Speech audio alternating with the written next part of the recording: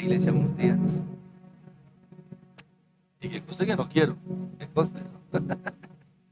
Es que la adoración es tan importante, pero nos piden copyright. Nosotros tenemos nuestras propias canciones, pero la plataforma siempre cree que no son originales nuestras. Entonces, para evitar eso, pues nos toca cortar la adoración. La idea es que el siervo estuviera ahí tan lindo que se siente, ¿verdad? Vamos a aprender hoy algo realmente maravilloso sobre estar bajo el propósito, caminar bajo las promesas de Dios. Diga, caminar bajo las promesas de Dios. Estar en propósito. Muchas personas no pueden discernir, míreme por favor, que para nosotros caminar bajo las promesas de Dios, debemos estar bajo nuestro propósito, bajo el propósito de Dios. Mi propósito debe ser el propósito de Dios en mi vida. Y desafortunadamente no lo alcancé a enseñar en primer servicio porque es demasiada palabra que hay. Pero ¿cuál es mi propósito? ¿O cuál debe ser mi propósito?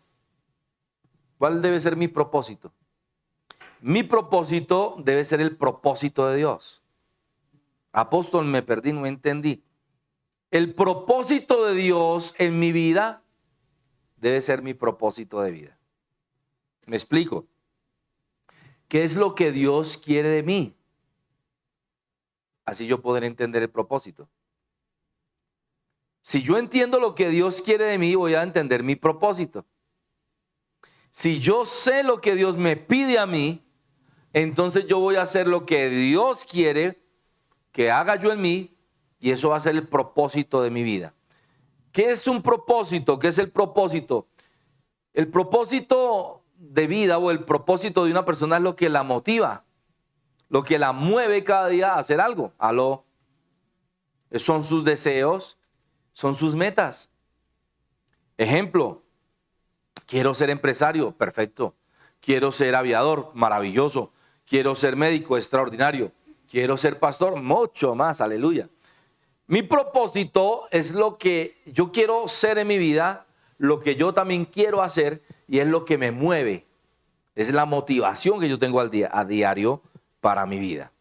Cuando yo conozco el propósito, voy a vivir y voy a caminar bajo las promesas de Dios. Amén. Venga conmigo al libro de Juan, capítulo 15.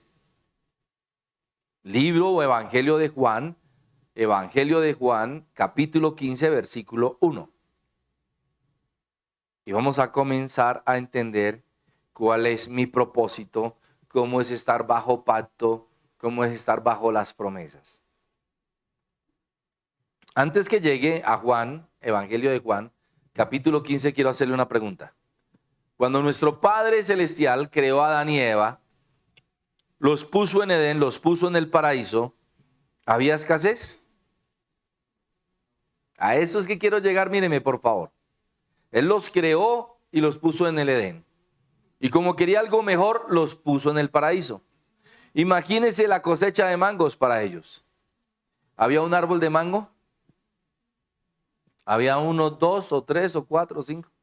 No, había toda una cofradía, todo un, ¿cómo digo? Un sembradío, todo un campamento específico de mangos, de papayas, de granadas, de todo lo que a usted se le ocurra. Porque dio orden que todo produjese y diese fruto para nuestra manutención. Así que imagínense que cuando la super mega abundancia está, ¿qué comería Adán y Eva en el paraíso? Por ello, cuando pecaron, desde Génesis capítulo 3, cuando salió a la luz su pecado, les dijo, comerás el pan con el sudor de tu frente. ¿Sabe qué hizo nuestro Padre Eterno? Les presentó a Yeshua, que es el pan de vida. Pero para que conocieran el pan de vida y lo sabroso que es el aroma y lo sabroso que es el sabor, Él les preparaba pan. Así que en Edén había un horno lleno de pan todos los días. Diga conmigo, gratis. No tenían que amasarlo, no tenían que hornearlo, sino que en el horno que Dios puso allí estaba todos los días, de manera gratuita, un gracias a él, latas y latas y latas de todos los dátiles, de todos los panes deliciosos que habían para el hombre. Por eso cuando peca le dice, ahora ganarás el pan con el sudor. Ellos no conocían el sudor de tu frente, tipificando el arduo trabajo de la tierra seca bajo maldición y de lo difícil que era ya no labrar, sino arar. La diferencia entre labrar y arar es muy grande. ¿Usted me sigue? Entonces fíjese todo lo que nuestro Padre dispuso para el hombre solo por amarlo, solo por conocer su propósito y caminar bajo sus bendiciones. Dicho esto, permítame, hacemos un paréntesis y comenzamos en el verso 1 del Evangelio de Juan capítulo 15. Yo soy la vid verdadera, o sea, yo soy la savia real y mi Padre es el labrador, vea. Ahí no dice arador, sino labrador. Todo pámpano que en mí no lleva fruto, lo quitará. Por favor, discierna esto. Toda uvita, pues, para que lo podamos entender en español. Toda uva que en mí no lleva fruto, lo quitará. Y todo aquel que lleva fruto, lo limpiará para que lleve más fruto. Y lo primero que usted y yo encontramos en la uva, ¿qué es? Son las pepas. Si nota que uno muerde la uva y lo primero que se encuentra es con las pepas, ¿sabe cómo se llama eso? Semilla dentro de sí. O sea, la uva lleva dentro suyo la semilla. Pero pensemos en muchos cristianos que su vida ni fu ni fa, ni aquí ni allá. Y como decía una canción por ahí de un cantante muy famoso, no soy de aquí, ni soy de allá. Y no me acuerdo de qué más sigue porque. O sea que el cristiano ni es de aquí, ni es de allá, ni da fruto aquí, ni da fruto allá. Mejor dicho, cierre y vámonos. Escuche lo que dice la palabra. Versículo 12, Evangelio de Juan, capítulo 15. Todo pámpano, toda uva que en mí no lleva fruto, lo quitará. La que no tiene semilla en sí mismo. Y todo aquel que lleva fruto, lo limpiará para que lleve más fruto. Así que si yo conozco mi propósito en mi vida, Él me prosperará, me limpiará, o sea, me consentirá para que lleve más fruto. Verso 3. Ya vosotros estáis limpios por la palabra que os he hablado. El Evangelio nos limpia. El Evangelio nos prepara. El Evangelio nos da objetivos. El Evangelio nos muestra el propósito. El Evangelio nos da el fruto. Amén. O mejor, nos da los frutos. Siga conmigo. Permanezcan, o sea, estén en mí y yo en vosotros. Como la uva no puede llevar fruto por sí misma, si no permanece en mí, así tampoco vosotros si no permanecéis en mí. Si la uva no permanece en la savia, que es la vid, tampoco puede dar frutos. Venga conmigo, verso 5. Yo soy la vid, o sea, yo soy la savia. Vosotros las uvas, los pámpanos. El que permanece en mí, o sea, en la savia, y yo en él, este lleva mucho fruto, porque separados de mí, nada podéis hacer. Yo no he visto ningún ramo de uvas. ¿Se llama ramo? ¿Sí? ¿Perdón? Racimo, gracias. Racimo viene de ramo. Bueno, yo no he visto ningún racimo, es que ya es cuando son muchas. Por ejemplo, yo miro en los almacenes de cadena esas bolsas. Vienen ya las uvas ahí. Bueno, hablemos de los racimos. Yo no las he visto en esas bolsas que den fruto, sino que en las bolsas son para ser ingeridos, ser comidos. Pero dice que mientras permanece en el árbol, la savia real del árbol, la verdadera savia de ese árbol, permite que esas uvas den muchos frutos. ¿Usted me sigue? Daba un ejemplo, enseñaba yo un ejemplo muy procaz esta mañana. Ustedes ya saben qué significa procaz, ¿verdad? Resulta que cuando una persona sufre un choque hipovolémico, esto en español significa cuando una persona sufre una pérdida de sangre sustancial, si no se remedia valederamente y rápidamente, esta persona puede morir por eso, por hipovolemia, o sea, por falta de sangre en su cuerpo. ¿Hasta aquí me sigue? Resulta que la sangre está compuesta por glóbulos blancos, plaquetas y agua, etc. Y resulta que hay un jugo de plaquetas, se llama así, que se aplica a las personas para sustituir a veces la transfusión de sangre. ¿Hasta aquí me sigue? Pero a veces es tan grave el shock hipovolémico que tiene la persona que no necesita jugo de plaquetas, que no necesita plaquetas, sino la sangre completa. Si no se le transfiere la sangre a esa persona, se muere. Quiere decir esto que una persona que no tenga savia en su cuerpo, si lo aplicamos al ejemplo bíblico por labios de nuestro Señor y Salvador, va a morir, porque apartados de Jesús no se puede hacer nada. Sin la savia en tu cuerpo, sin la sangre en tu cuerpo no se puede vivir, no se puede hacer nada. Y el cristiano no ha entendido entonces que tiene que estar revelado por el Evangelio, en la palabra del Evangelio, buscando el propósito del Evangelio para su vida y salvación eterna. ¿Hasta aquí me sigue? O sea, esta mañana yo hablaba con una persona después del servicio que me pidió que orara por ella porque iba a viajar. Y yo oré por ella. Y yo le preguntaba, ¿cuántos años llevas tú en la iglesia? Me dice, 21 años, apóstol. ¡Wow! 21 años en que has venido de vez en cuando, pero has recibido una palabra real en esta iglesia. Usted así venga una vez cada año, una vez cada 6 meses, una vez cada 3 meses, o sea, como usted que es muy fiel, que viene los 4 servicios a la semana. Después de un tiempo, usted ya sabe qué dice la palabra. Dígame amén, porque es verdad. Es más, usted ya había leído esta palabra muchas veces, ¿sí o no? Ok, entonces usted y yo daremos cuentas por lo que dice esta palabra. Porque Dios nos pide cuentas por la palabra que haya sido facturada en nuestra vida. En español, por cada palabra que usted haya escuchado. Entonces la palabra dice aquí que tiene que ser aplicada para que la palabra dé el fruto de la palabra. Que la persona que se aleja de la palabra no tiene savia, no tiene fruto, que se seca, que es echada luego en el fuego. ¿Alguien me sigue? Así usted haya venido una sola vez esta mañana, esta madrugada, el Señor me ponía a discernir esto. Míreme, usted y yo vamos a un juicio. Vamos a ir a un juicio. Hebreos 9:25 en adelante. Dice que está establecido para los hombres que mueran una sola vez y después de esto el juicio. Y el verso 26 y 27, etcétera. Usted y yo tenemos vida, tenemos palabra, tenemos una iglesia, vamos a morir y luego vamos a ir al juicio. Hace poco murió un mago que yo conocía mucho, que lo apreciaba mucho, Fabriani. Hace 2 días, ¿recuerdan? El mago Fabriani falleció de un cáncer. A una avanzada edad, muy querido él, muy amable. Yo lo quería mucho, lo aprecié mucho, un gran hombre. Ahora se enfrentó al juicio de Dios. ¿Será salvo? ¿Dónde está ahorita mi amigo? ¿Cuántas personas que usted conoce que han fallecido serán salvas? ¿Dónde están? Pues el hombre, como dice Romanos capítulo 8, si siembra para su cuerpo, del cuerpo recibe podredumbre porque el cuerpo transpira.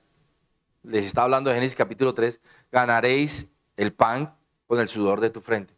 Y cuando hay transpiración, cuando hay sudor, si no hay agua y jabón, y si no hay un buen perfume o un buen desodorante, el cuerpo huele mal. Cuando el hombre trabaja para el hombre, cuando el cuerpo trabaja para el cuerpo, del cuerpo cosecha muerte, podredumbre, porque el cuerpo cuando va a la tumba se pudre. Putrefacto, eso se llama corrupción. Por eso dice, el que siembra para la carne, de la carne cosechará corrupción, o sea, podredumbre. La pregunta aquí es, amado, amada, ¿qué has hecho tú con la palabra que has recibido en esta iglesia? ¿Cuál es el fruto de esa palabra? ¿Cuál es la semilla que tiene esa palabra? ¿Cuál es el fruto que tú has dado en esa palabra? ¿Para qué tú vives una vida cristiana a este punto y hora del tiempo y espacio de Dios? Más clarito en español, ok, Evita. ¿Qué yo hago con la palabra que estoy recibiendo en la iglesia hasta este punto de la hermosa vida que Dios me ha regalado? Bien, valedero. ¿Qué voy a hacer con la palabra que estoy recibiendo ahora? ¿Cuál es la instrucción de esta palabra? Que permanezca en Jesús, que permanezca oyendo la palabra de Dios para que dé fruto. ¿Cuál es el fruto que da la palabra de Dios? Vida eterna. Pero la palabra de Dios dice que la voluntad de Dios es que nosotros enseñemos este evangelio a toda criatura, enseñándoles que se bauticen en el nombre de Yeshua HaMashiach y que esas personas luego evangelicen a otras personas y tengan muchas personas siendo salvas. Eso dice el libro de Hechos capítulo 1 y Hechos capítulo 2. ¿Es verdad? ¿Es cierto? Así que, ¿cuál es el propósito de Dios para mí? La voluntad de Dios para mí es que venga su reino a mi vida. Eso está en el libro de Mateo capítulo 6, versículos 9 y 10. Y que cuando venga el reino de Dios a mi vida, dice Mateo 18, 18, que yo esté congregado y que haya más de 2 o 3 en el nombre de Jesús orando para que todo lo que pidamos en el nombre de Jesús no sea hecho. Porque donde hay 2 o 3 congregados en su nombre, lo que pidan les será hecho. ¿Está aquí conmigo? Mire, conclusión de lo que hemos hablado hasta el momento. Número 1, no apartarnos de Jesús. No apartarnos de su evangelio, no apartarnos de su palabra. Que esa palabra nos fructifique dentro nuestro, nos salve primero a nosotros. Y que yo pueda entender cuál es el propósito de Dios en mi vida, que es evangelizar a las demás personas. Que venga la voluntad de Dios a mi vida, que venga el reino de Dios a mi vida. Y que las personas, así yo no les pueda dar 10,000, ni 20,000, ni 100,000, les pueda tomar la mano y decirle, hay esperanza. Y la esperanza está en Jesús. Y la salvación está en aceptarlo en su corazón. Y la salvación está en pedir perdón por nuestros pecados. Y que la sangre preciosa de Él nos limpie. Y que yo acepte su nombre para poder ir al cielo. Y que a pesar de que no haya dinero, la palabra de Dios dice que produce todo lo que nosotros necesitamos. Porque el Salmo 23 dice que Él es mi pastor y que nada me faltará. Así que lo que las personas afuera necesitan es el evangelio en esperanza contra esperanza. Porque así no se pueda ver la bendición y estemos necesitados de empleo y no haya dinero, incluso ni un techo sobre nuestras cabezas. Dice que Él tiene cuidado de nosotros y que el justo por la fe vivirá, pero que si retrocede no agradará al alma del Señor. Y eso lo podemos ver en el libro de Romanos. ¿Está usted conmigo? Así que usted, ¿qué está haciendo por el reino de Dios? ¿Usted qué está haciendo por las personas que no tienen esta esperanza? ¿Usted qué está haciendo por los perdidos? ¿Usted qué está haciendo cuando ve un niño habitante de calle? ¿O un anciano habitante de calle? ¿O una persona enferma por ahí en cualquier lugar? ¿Usted está compartiendo el evangelio del Señor? ¿Está compartiendo la esperanza? Porque esas personas que están apartadas de Dios nada pueden hacer. Nada. Entonces usted verá personas muy importantes con miles de millones de pesos y de dólares. Mire, yo le suplico que usted medite en esto. ¿Cómo nos toca a nosotros trabajar para ir a un restaurante y comernos una buena cena de 50, 60, 70? Y si decimos 100,000 pesos ya, una cena, yo voy con mi esposa son 200, y si voy con mi hijo Samuel son 300,000 pesos. Y entonces para ir a comerme una cena de 300,000 pesos me toca trabajar y esforzarme, ¿verdad? Mientras que hay millonarios, multimillonarios, que la cena que a mí me cuesta 100,000, a ellos les cuesta 30 millones. Hay una denuncia por eso, ¿verdad? Entonces yo me pregunto, ¿qué es lo que come esa persona que gasta 30 millones? Bueno, ya sabemos que esa persona nos lo saca a nosotros de los impuestos y de todo, pero bueno, oremos. Pero, ¿por qué es tan difícil para mí comprarme una cena de 100,000 pesos, o si nunca me la he podido comer, y para una persona de esas una cena de 30 millones no es nada? Pero resulta que para mí la agua de panela, quizá con una tostada o con un pan duro, dándole gracias al Señor, me lleva a la vida eterna. Y a ellos sus trillones de dólares, sus lingotes de oro en los bancos, no les da el peaje para ir al cielo. Porque lo dice claramente. ¿De qué le vale al hombre ganar el mundo si pierde su alma? ¿De qué le vale ser tan multimillonario si no va a poder ir al cielo? Hace 25 años, tal vez 20 y tantos, ya no recuerdo, el Señor me permitió conocer a una de las personas más ricas de este país. Y resulta que en esa época yo trabajaba en el Senado de la República y tenía pues mucha condición. Y entonces me dieron una cita con él y me voy a encontrar con él. Y yo recuerdo que llegué allá a los edificios donde este magnate de Colombia es propietario y llegaron los carros, los escoltas. Para hacer la historia corta, mientras el tipo entró al edificio y yo pude llegar a la oficina, gasté media hora. No le miento. Y luego llegué, ese señor escasamente me saludó, estaba malhumorado, llevaba un carrito para caminar porque se había caído en la oficina. Y entonces le gritaba a la gente, pero le gritaba, muévete aquí, muévete, ya eso era los gritos con todo el mundo. Y me dijo, ¿sabe qué? Es que si yo no duermo aquí y si yo no estoy vigilando a todos los empleados, me roban. Y por eso yo tengo que dormir aquí en las oficinas, porque yo estoy produciendo. Y esta persona en aquella época ya tenía como 80 años. Son 20 y tantos, que creo que son como 25 años. Esa persona ya no está viva. De hecho, hace poco nos salió en noticias que falleció. Y con esa avaricia, ¿para dónde se fue? ¿Para el cielo? Y yo le fui a predicar y no quiso recibir la predicación. Y usted dirá, apóstol, ¿usted por qué me cuenta esto? Porque esa pobre persona, con la más millonaria de este país, no podía comer, no podía dormir. En el baño haciendo su deposición se cayó, imagínense. Y tuvieron que entrar allá a limpiarlo y lo llevaron al hospital. Y el tipo quedó con su aparato para poderse mover y no podía comer y no podía dormir. Entonces, ¿para qué tantos billones? Usted y yo nos comemos unos frijoles con arroz. Aleluya. Aleluya. Y si tienen carnecita molida y pataconcito o plátano maduro y huevito encima y nos sentimos los más millonarios y felices y gloria todopoderoso, aleluya. Y si solamente están los frijoles con arroz, mi esposa me hace unos tan deliciosos que no necesitamos ni carne ni nada más. Y yo, qué rico, y después un tinto, aleluya. Y somos felices y no le debemos nada a nadie. Y no tenemos avaricia, y en paz me acostaré, y así mismo dormiré, porque solo tu Padre me haces dormir confiado. Salmos 4, 7 al 9. Entonces, no tenemos nada que nos incomode. El mejor descanso y el mejor sueño sobre una almohada es una conciencia tranquila. Porque, vuelvo y retomo, ¿de qué le vale al hombre ganar el mundo si pierde su alma? Pero ahora, para recapitular, volvamos a la palabra. Versículo 1. Yo soy la vid verdadera, o sea, la savia verdadera, y mi Padre es el labrador. Todo pámpano, o sea, toda uva que en mí no lleva fruto, lo quitará. Y todo aquel que lleva fruto lo limpiará para que lleve más fruto. Míreme, yo quiero decirle a usted que le conviene que lleve fruto, para que Dios lo limpie y lleve más fruto. En otras palabras, le conviene que predique. Y si usted se pone a predicar y a evangelizar, usted no tendrá que preocuparse por su empleo, ni por su casa.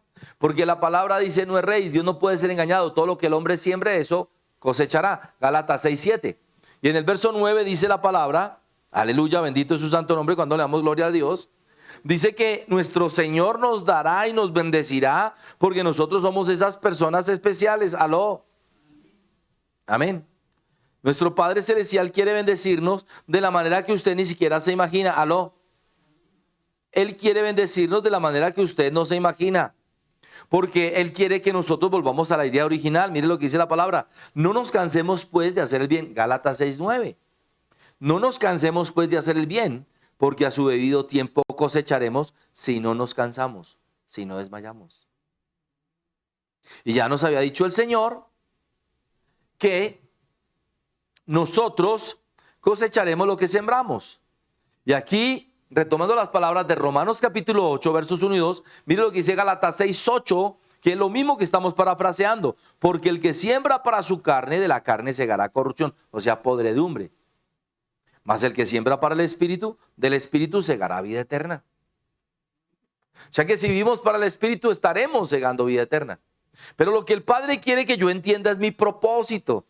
Ya le dije cuando comenzamos el servicio, ¿cuál es mi propósito? Lo que me mueve a mí, lo que me motiva a mí, el objetivo que yo tengo para vivir cada día.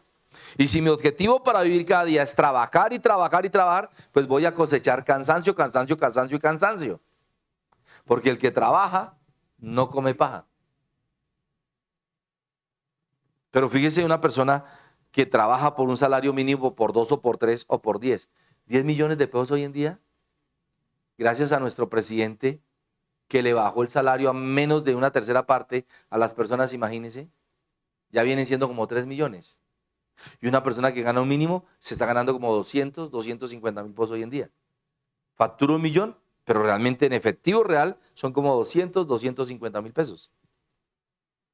Y entonces, ¿de qué valen 10 millones de pesos en la mano ahora? Pero ¿de qué vale 200.000 pesos en la mano si están llenos de las bendiciones de Dios? Muéstreme un versículo en la Biblia que diga que usted trabajando mucho y preocupándose mucho, usted va a tener muchos millones de pesos. No, no.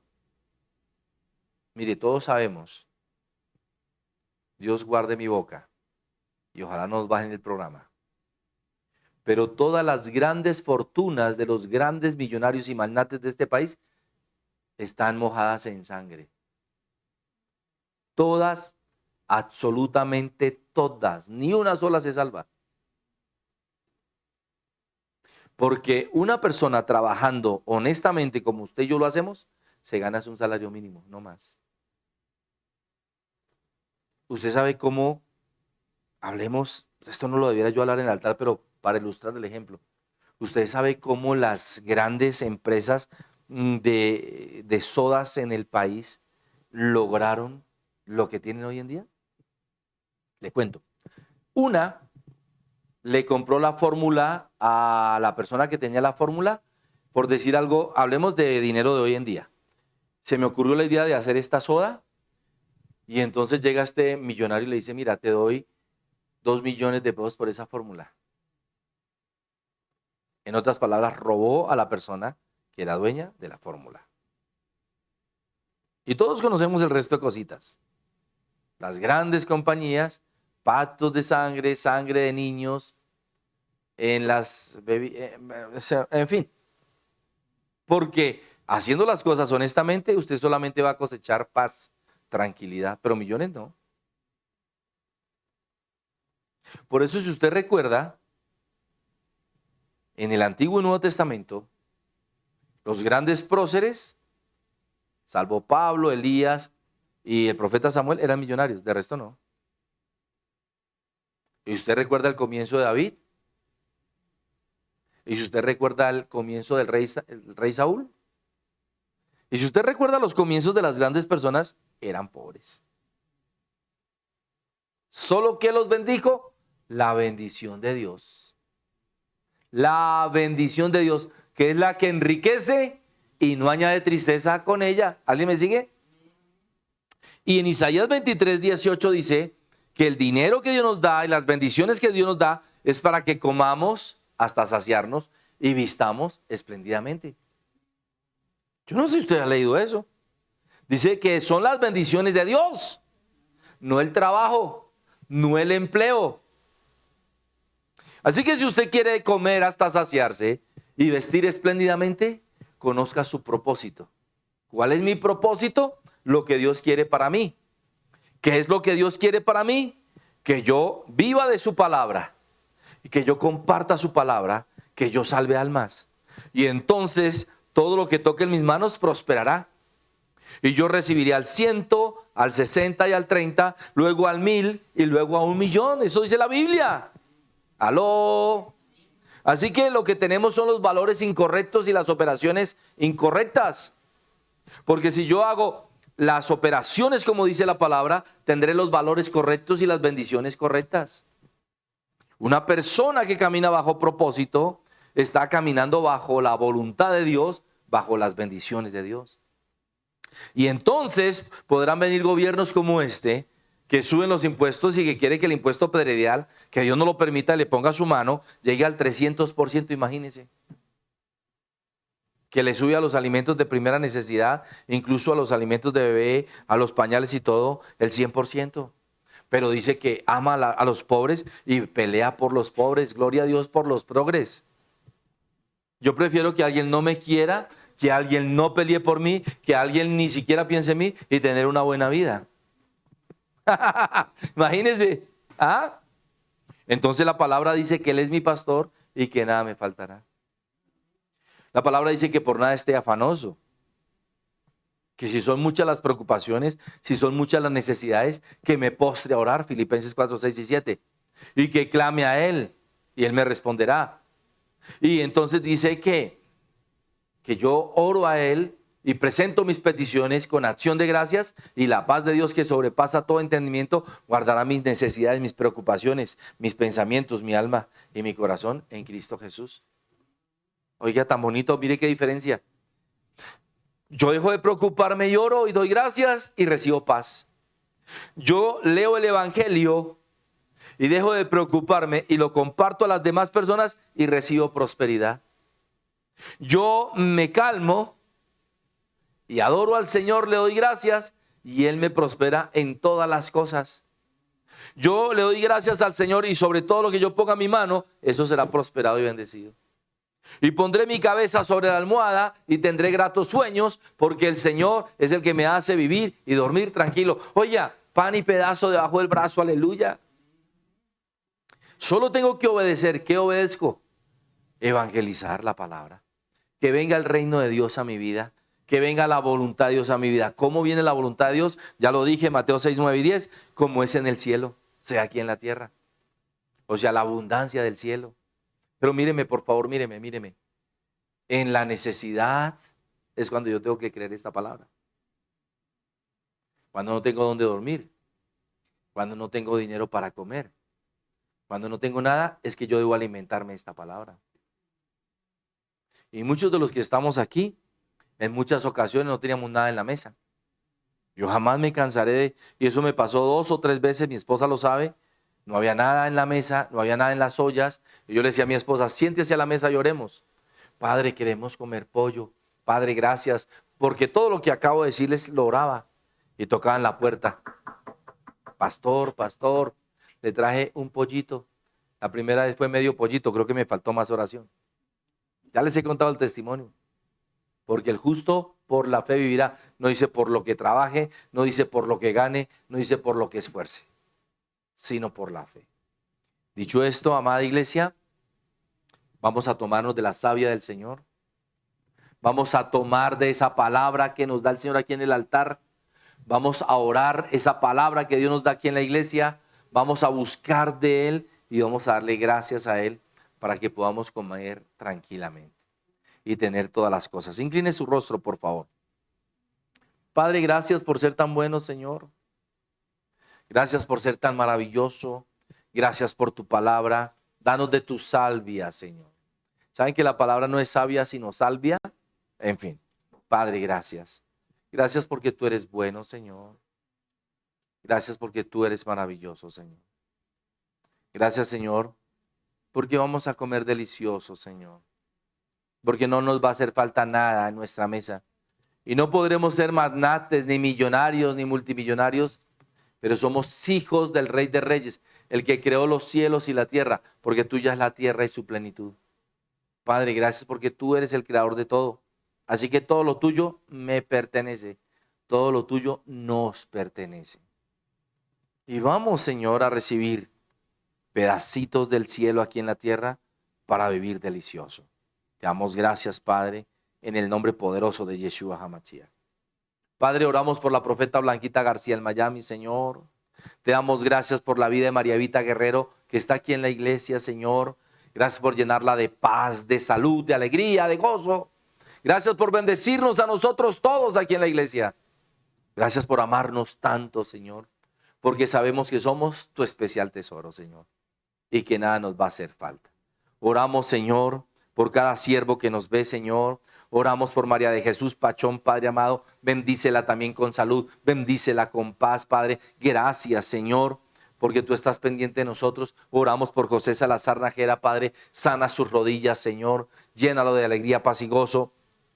Que estos negocios los veamos y recibamos de la bendición de estos negocios, Señor. En el nombre glorioso de nuestro Señor y Salvador Yeshua HaMashiach, te damos gracias, Padre, por tu palabra y tus bendiciones y tu paz. Amén.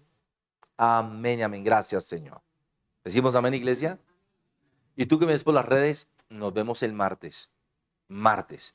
Ahora vamos a la torre de oración, vamos a estar felices allá, vamos a trabajar allá, estamos trabajando por ti, porque cuando venga esto de estar en los montes, allá tenemos que estar en la torre de oración. Y el martes estamos aquí 6 de la tarde, orando, intercediendo, haciendo guerra espiritual por ti, y a las 7 la palabra. No te apartes. Martes, viernes, 6 de la tarde. Bendiciones. Shalom.